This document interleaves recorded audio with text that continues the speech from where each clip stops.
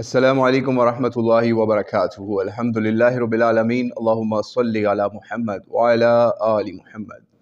آج کی اس نشست میں ہم ایک جلیل القدر صحابی عبداللہ ابن زبیر رضی اللہ تعالیٰ عنہ کی شہادت کا واقعہ کچھ بیان کریں گے، اور اس کتاب کا نام ہے اللہ سے شرم کیجئے۔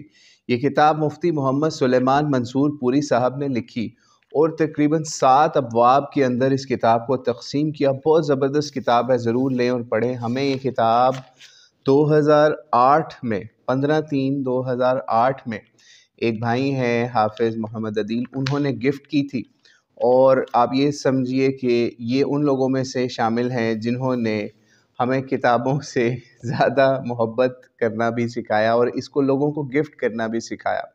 خیر، اور بھی علماء کا اس میں کردار ہے، لیکن یہ ہمارے دوست حافظ عدیل صاحب کا بھی شکریہ جنہوں نے ہمیں یہ کتاب دی 2008 میں، آپ سوچ لیجئے، اور آج بھی یہ کتاب ہماری بہترین ساتھی ہے۔ تو یہ کتاب ہم نے اس وقت پڑھی تھی، لیکن کچھ دن پہلے اس میں جب ہم مختلف لوگوں کی وفات کے وقت کا تذکرہ پڑھ رہے تھے کہ وہ بھی اپنی وفات کے وقت جو جلیل القدر صحابی تھے، جن کو بڑی بڑی بشارتیں بھی ملی ہوئی تھیں، نبی علیہ السلام کا ساتھ بھی ملا ہوا تھا، لیکن اپنی وفات کے وقت بھی وہ کتنا اللہ کریم کا تقوی اختیار کرتے تھے۔ تو آئیے اس کتاب سے بلا تاخیر عبداللہ ابن زبیر کی المناک شہادت کا واقعہ پڑھتے ہیں، جو کہ 272 پیج کے اوپر ہے۔ آئیے اس کا آغاز کرتے ہیں۔ آپ کو تھوڑا سا پس منظر بتاتے چلیں کہ یزید پلید نے جس وقت امام حسین کو شہید کیا تو اس کے بعد انہوں نے، یعنی عبداللہ ابن زبیر نے مکے کے اندر اپنی حکومت قائم کر لی اور اس کے اطراف میں سمجھ لیں اپنی سلطنت قائم کر لی، لیکن یزید ان کو اپنی زندگی کے اندر ان کو شکست نہ دے سکا۔ اس نے فوجیں بھی بھیجیں، اپنی خانہ کعبے کے اوپر بھی حملہ کروایا، کیونکہ وہاں پہ ان کی یا عبداللہ ابن زبیر کی فوج یا یہ خود محصور تھے۔ تو آگے بہرحال چلتے ہیں۔ اس کے بعد حجاج کو بھیجا۔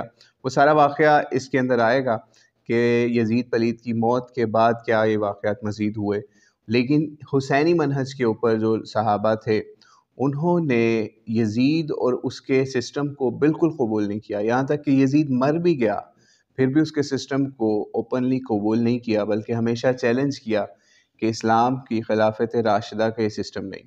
تو آئیے اس کا آغاز کرتے ہیں۔ صحابی جلیل خلیفۃ المسلمین سیدنا حضرت عبداللہ بن زبیر، یہ ہم نہیں لکھ رہے، یہ ایک دیوبندی عالم دین ہے وہ لکھ رہے ہیں۔ صحابی جلیل خلیفۃ المسلمین سیدنا حضرت عبداللہ بن زبیر کو جب حجاج کی ظالم فوج نے مکہ معظمہ میں ہر چہار جانب سے محصور کر دیا، مکے میں رہنے والے اکثر لوگ آپ کا ساتھ چھوڑ کر عاجز آ کر حجاج کے دامن میں پناہ گزین ہوئے، یہاں تک کہ آپ کے 2 صاحبزادوں نے بھی حجاج کی ایمان میں جانا قبول کر لیا۔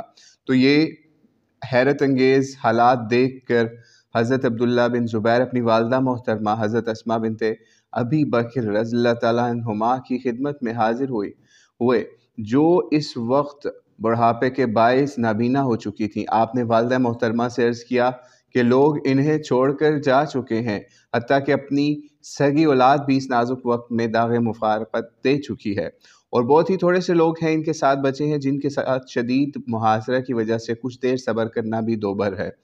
دوسری طرف حجاج کے لوگ مجھے دنیا کا لالچ دیکھ کر مقابلے سے دستبردار ہونے کو کہہ رہے ہیں۔ تو اماں جان، اس بارے میں آپ کی کیا رائے ہے؟ آپ یہ سوچئے کہ شہادت کا وقت قریب ہے، دنیا کا لالچ دیا جا رہا ہے، اور یہاں پہ آپ کو ایک چھوٹی سی بات بھی بتاتے چلیں کہ اکثر تشیع بھائی بھی ہیں جو ان کو دنیا کا لالچی سمجھتے تھے، تو آئیے ان کی بھی اس جھوٹ کا علاج یہاں پہ ہو رہا ہے۔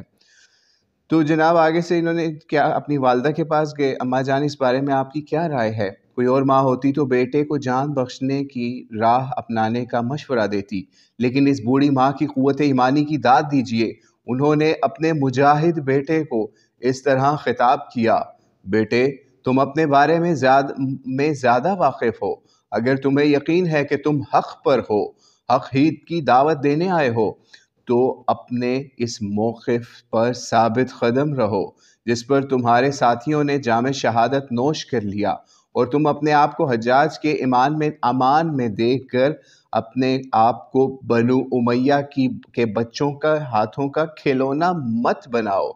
اگر تم یہ جانتے ہو کہ تم نے محض دنیا کے لیے سب کچھ محنت کی تو تم سے برا آدمی کوئی نہیں ہے۔ تم نے نہ صرف اپنے آپ کو ہلاکت میں ڈالا بلکہ اپنے ساتھیوں کو بھی ہلاک کر ڈالا۔ بہرحال اگر تم حق پر ہو تو پھر ڈرنے کی کیا بات ہے؟ تمہیں دنیا میں کتنے دن رہنا ہے؟ شہید ہو جانا ہی بہتر ہے۔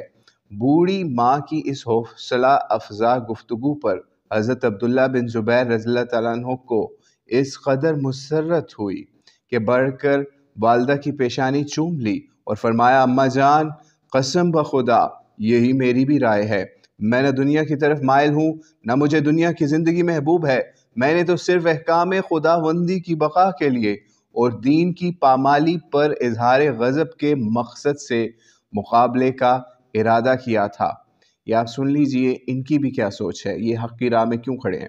میں آپ کے پاس صرف آپ کی رائے جاننے آیا تھا، چنانچہ آپ نے میری بصیرت میں مزید اضافہ کیا، اس لیے اماں جان سن لیجئے، میں آج ہی شاید شہید ہو جاؤں، اس لیے آپ زیادہ غم مت کیجئے گا اور اللہ کے حکم کے سامنے سر تسلیم خم کر دیجئے گا، اس لیے کہ آپ کے بیٹے نے کبھی قصداً گناہ نہیں کیا، نہ ہی کبھی کوئی بے حیائی کا کام کیا اور نہ ہی اللہ کے کسی حکم میں جسارت کا ارادہ کیا تھا، نہ کسی کو امان دے کر بے وفائی کی، نہ اس نے جان بوجھ کر کسی مسلمان یا ذمہ کے ساتھ ناانصافی کا معاملہ کیا، اور نہ ہی میں اپنے کسی مقرر کردہ گورنر کے کسی ظلم پر راضی ہوا، بلکہ میں نے اس پر نکیر کی اور میرے نزدیک کوئی چیز رضائے خداوندی سے زیادہ قابل ترجیح نہیں رہی۔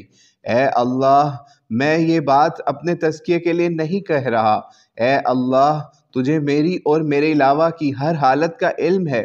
میں نے یہ تفصیل صرف اپنی والدہ کی تعزیت اور ان کی تسلی کے لیے بیان کی ہے۔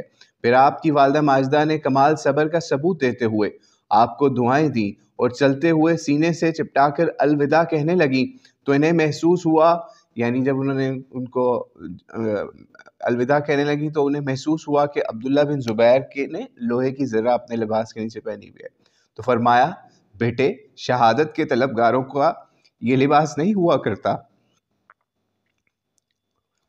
عبداللہ بن زبیر رضی اللہ تعالیٰ نے عرض کی، اماں جان، یہ میں نے صرف آپ کی خاطرداری اور تسکین قلب کے لیے پہنی تھی۔ والدہ نے فرمایا، اچھا، اب اسے اتار دو۔ چنانچہ آپ نے زرہ اتار دی اور والدہ سے آخری سلام لے کر مسجد حرام میں تشریف لے آئے۔ پوری شجاعت اور بہادری کے ساتھ مسجد حرام پر بھیڑ لگائے ہوئے دشمنوں کے فوجیوں کو بار بار تتر بتر کرتے رہے۔ حجاج کی طرف سے لگائی گئی توپوں کے گولے برابر آپ کے ارد گرد گرتے رہے، لیکن آپ اپنے بچے کھچے ساتھیوں کو لے کر پوری استقامت کے ساتھ محاذ پر ڈٹے رہے۔ جمادی الاولیٰ کی 73 ہجری کی 17 تاریخ کی پوری رات آپ نے نماز میں گزار دی۔ پھر کچھ دیر آپ آرام کے لیے فجر کے لیے بیدار ہوئے اور فجر میں مکمل ترتیل کے ساتھ سورہ نون کی تلاوت فرمائی۔ پھر آپ نے مختصر غیبی خطبہ دیا اور آخری مقابلے کے لیے نکل پڑے۔ اس زوردار محاصرین پر حملہ کیا کہ وہ مقام ہجون تک واپس لوٹنے پر مجبور ہو گئے۔ اس مقام پر ایک اینٹ آپ کے چہرے پر آ کر لگی، جس سے آپ کا چہرہ پورا خون میں تر بتر ہو گیا اور آپ زخموں کی تاب نہ لا کر زمین پر گر پڑے۔ یہ دیکھ کر محاصرے کے فوجی جلدی سے آپ کی طرف لپکے اور آپ کو شہید کر دیا۔ انا للہ و انا الیہ راجعون، اس پہ انہوں نے بدایہ و نہایہ ابن کثیر کا ریفرنس بھی دیا۔ آگے کہتے ہیں، شہادت کے بعد حجاج بن یوسف نے آپ کا سر مبارک کاٹ کر عبد الملک بن مروان کے پاس دارالخلافہ دمشق روانہ کر دیا۔ بقیہ حصہ یعنی باقی بدن سر کے بغیر سولی کے طور پر مقام ہجون میں لٹکا دیا۔ والدہ ماجدہ حضرت اسماء رضی اللہ تعالیٰ عنہما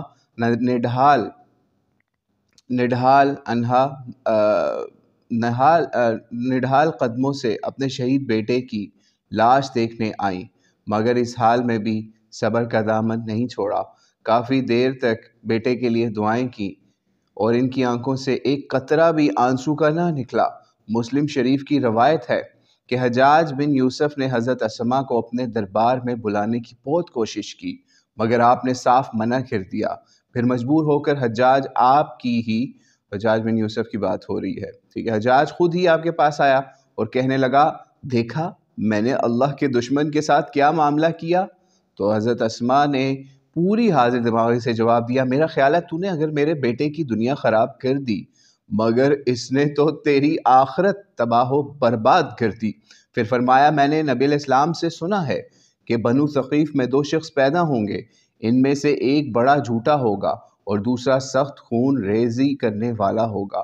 تو جھوٹے کو تو ہم نے دیکھ لیا اور خون ریزی کرنے والا میرے خیال میں تو ہی ہے۔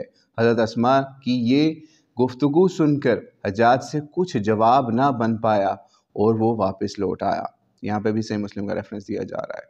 تو یہ تھے عبداللہ ابن زبیر رضی اللہ تعالیٰ عنہ جن کی شہادت کا واقعہ آج ہم نے اس کتاب سے پڑھا۔ اللہ سے شرم کیجئے مفتی محمد سلیمان منصور پوری اور عبداللہ ابن زبیر نے جس طریقے سے امام حسین کے نقش قدم پہ چلتے ہوئے ظالم حکومت کی بیعت سے انکار کیا اور اس کے سامنے ڈٹ کر کھڑے ہوئے اور حق کے نظام کو قائم کرنے کی کوشش کی، تو اللہ کریم سے دعا ہے اللہ کریم عبداللہ ابن زبیر کے درجات کو بلند کرے اور اہل سنت کو اتنا حوصلہ عطا کرے کہ اپنی مساجد میں یا خطبات میں عبداللہ ابن زبیر کی بھی شہادت کا تذکرہ ضرور کریں۔ اللہ عالم بالصواب۔ السلام علیکم ورحمۃ اللہ وبرکاتہ۔